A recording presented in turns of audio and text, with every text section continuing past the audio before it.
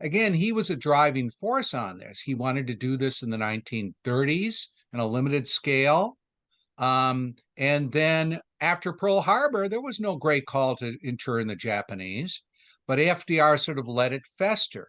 And after a couple of months, you're starting to get demands unchecked by FDR, including spread by some people in the administration of, well, let's put them in concentration camps. FDR could have easily deflated that. There was not this groundswell that a lot of people say by saying, look, they're covered by the four freedoms too.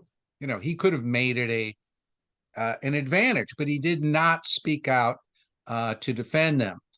Subordinates move forward, and subordinates tend to be blamed in history books for the internment. General DeWitt, who actually was initially against the internment when FDR had not taken a public position, gets the blame very often. And sometimes you get accounts in history textbooks, and FDR isn't even mentioned except as the presidential order, but his name is not even used. So it's a very interesting way that historians will condemn this, but they do not really want to put the blame on him. He becomes a kind of clueless, reactive character, where the FDR of the New Deal, of course, is very proactive, but somehow that FDR disappears when it comes to Japanese internment. He's excused. He's kind of clueless.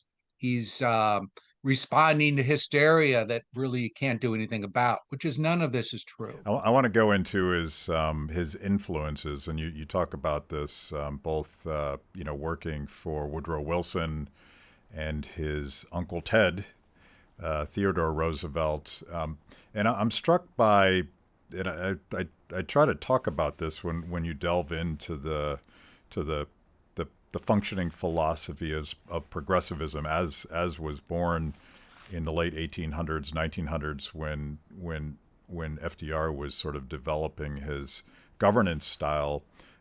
It was always extremely elitist, and it was very scientistic, as Frederick Hayek might call it, and also nationalistic, but nationalistic in the sense that the nation was viewed as a single entity, and you could sort of science your way out of it by tweaking this and manipulating that and all of that stuff. And FDR is swimming in this pool. Progressivism eventually became a bad word, but it's interesting today, and I hear a lot of echoes from history in your book about things that have happened to us in the last 3 or 4 years.